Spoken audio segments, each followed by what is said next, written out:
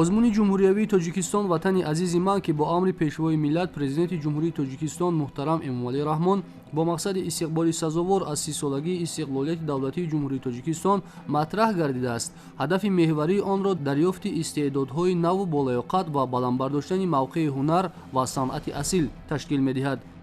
чунин озмунҳо бисёр зарурияти калон доранд.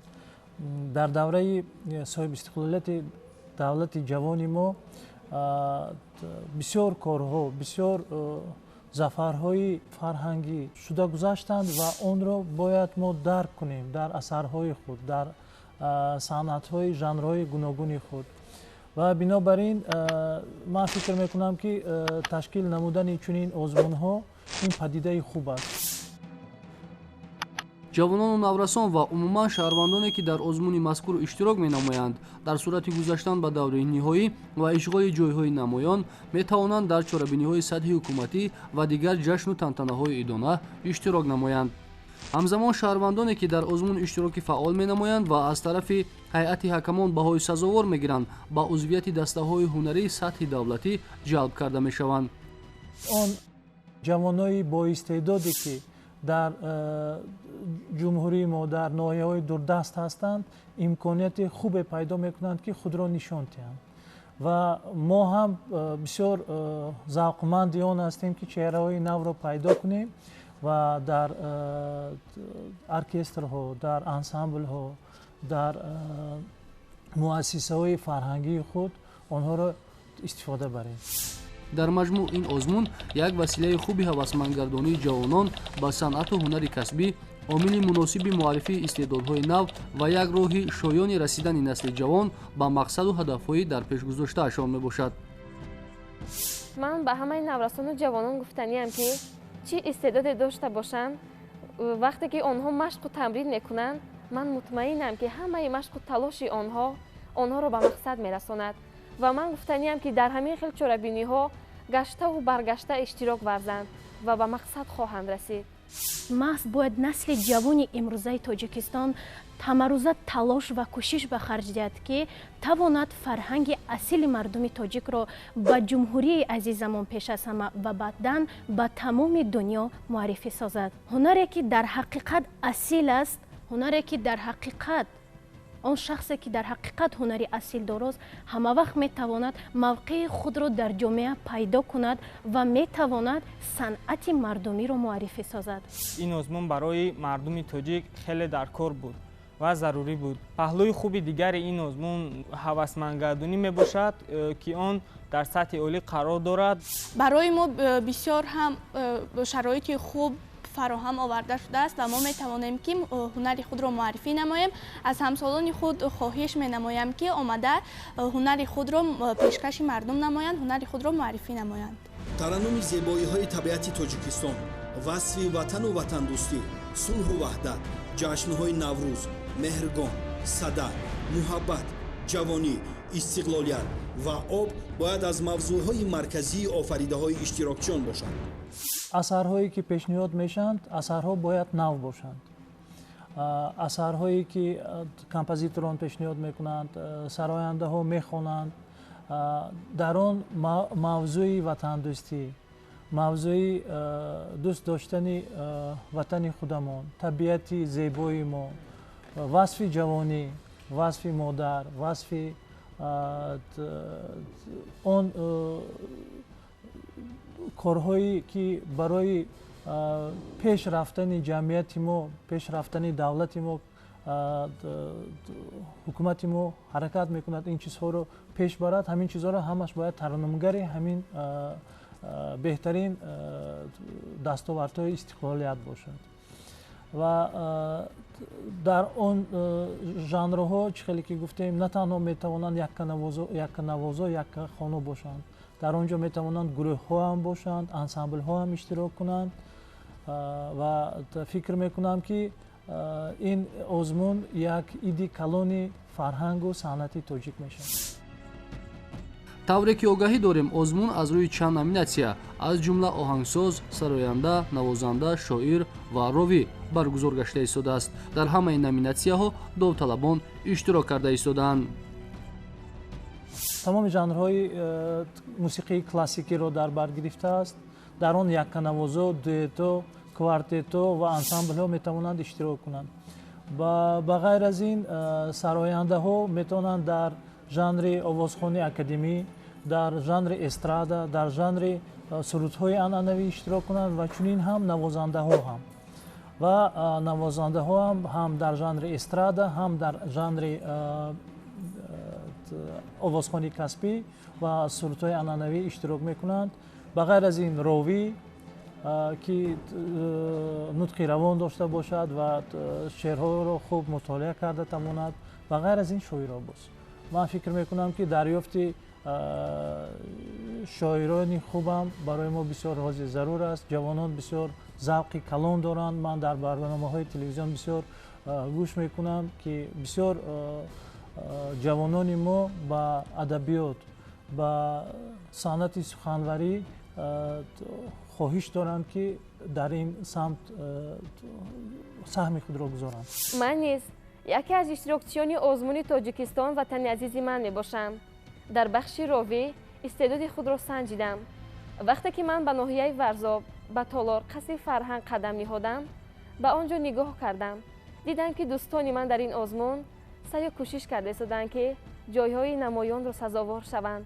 истеъдоди худро санҷидам ва ман фахр аз он мекунам ки яке аз ҷавонону наврасон дар тоҷикистон ҳастам. вақте ки шахс кӯшиш ва талош намояд, ба мақсад хоҳад расид. яъне ҳақиқат дар ҳама ҷо волотар аст. ва ман низ кӯшиш мекунам ки яке аз ҷавононе бошам ки ба халқу миллати худ ва ватани азизи худ саҳмгузор бошам. шеъри абдулҳай қаландаровро дар бораи пешвои миллат ба аъзои ҳакамон пешниҳод намудам ва сазовори ҷойи аввал низ гаштам. пешвои миллат эмомалӣ раҳмони мо, фарри шоҳӣ дорадо аз лутфу эҳсони худо. ғунчаи дил бишкуфад аз чеҳраи нуронияш, ҳамчу гулҳои баҳорӣ аз дами субҳи сафо. тифл буд, наврас бишуду, як ҷавонмарде бигашт. як ҷавонмарди шуҷоъ ин дам ҷаҳонмарде бигашт. домани меҳан гирифта бо дуои модараш, пой девори нави давлатхудоиро гузошт. чун сияваш бегазан аз фавҷи оташ шуд бурун, сулҳу ваҳдатро ба миллат ҳамчун меросе гузошт. тифл буд, наврас бишуду, як ҷавонмарде бигашт. қаҳрамони тоҷикистону ҷаҳонмарде бигашт. хизмати шоистаи ту беназиру бебаҳост. ҳафт бурҷи ин ватан бо нораку роғон гувост. тоҷикаёнии миллат бар сарат зебанда аст. ҳайкали тиллоии ту дар дилу дар дидаҳост. пешвои миллат эмомалӣ раҳмони мо, фарри шоҳӣ дорадо аз лутфу эҳсони худо. ғунчаи дил бишкуфад аз чеҳраи нуронияш, ҳамчу гулҳои баҳорӣ аз дами субҳи сафо. тифл буд, наврас бишуду, як ҷавонмарде бигашт. пешвои асри бисту як ҷаҳонмарде бигашт. пешвои асри бисту як ҷаҳонмарде бигашт. аз даври якуми озмуни ҷумҳуриявӣ ки бо номи тоҷикистон ватани азизи ман гузашт, ба даври дуюмро хат ёфтам ва аз ин бисёр ҳам хурсанд ҳастам. мо ки ҷавонону наврасон дар замони истиқлолият умр ба сар мебарем, барои мо ҳамаи шароитҳо фароҳам оварда шудааст ва мо метавонем ки дар ҳама ҷода, хоҳ ҷодаи санъат ва ҳам фарҳанг, метавонем ҳунару маҳорати худро сайқал диҳем, ҳунар маҳорати худро фаҳмем то чӣ андоза мо ҳунару маҳорат дорем. ман дар ин озмун бо навозиши фалак ки асари Фатоҳ Одинаев аст, асари халқӣ аст ки махсус барои дутор навишта шудааст, баромад намудам ва ба даври дуюмро хат ёфтам. ҳоло асареро ки ман дар ин озмун навохтам пешкаши бинандагон мегардонам.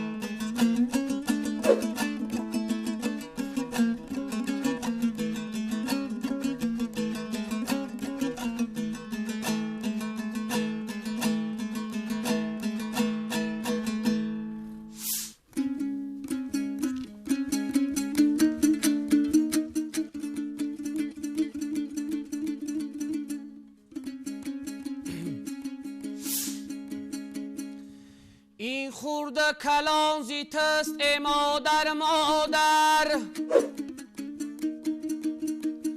یه این نام نشان زیتست ای مادر مادر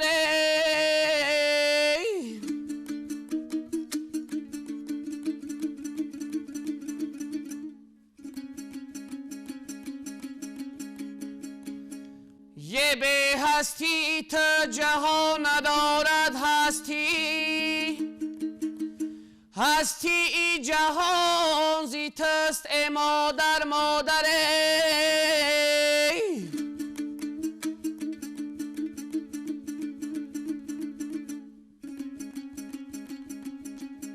یه هستی ای جهان زیتست ای مادر مادر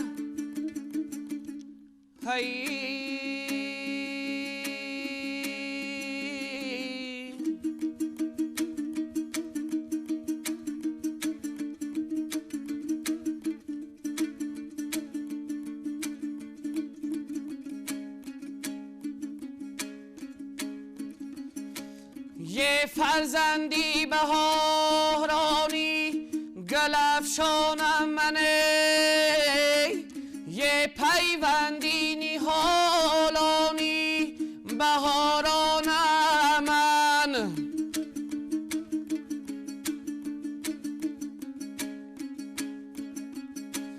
یه آب گیلی من نبا شد از پشتای پست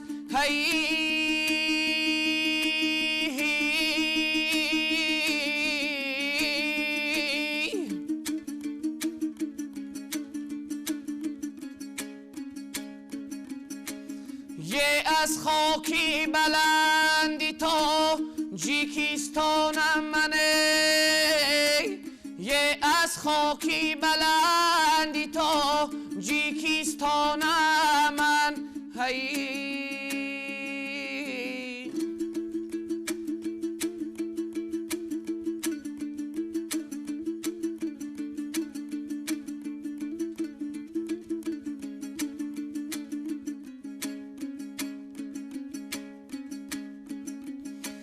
یه خطلانی اما ملکی بدخشان دارم یه وادی پر از گنجی زرافشان دارم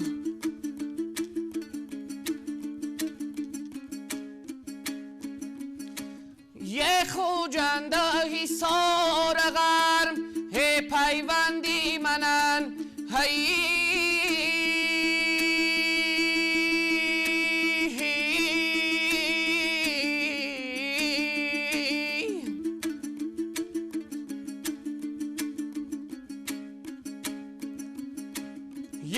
یک مادری جان تا جیکیستان دارم یک مادری جان تا جیکیستان دارم خوشبخت از آن هستیم که در زیر آسمانی صاف و بی‌غبار عمر به سر میبریم. باعث خوشحالی است که حکومت جمهوری به ما جوانان چنین توجه دارند، چنین آزمون ها پیشکش می نمایند بهر ما جوانان و از طرف ما باشد ما باید هنرهای خود را صیقل دهیم و дар озмуни тоҷикистон ватани азизи ман иштирок кардам, иштирокчӣ будам ва дар он ҷо суруди муқаддас набии варо ситораи манро пешкаши ҳакамон кардам ва ҳоло мехоҳам барои тамошобинони телевизиони тоҷикистон якчанд мисраи ҳамин сурудро замзама намоям. شب ندیدم تو را ستاره من شعله‌ور در هوا ستاره من در حساب ستاره های فضا در حساب ستاره های فضا بی تو کردم خطا ستاره من بی تو کردم خطا ستاره من سحر آمد برا ستاره من سحر آمد برا ستاره من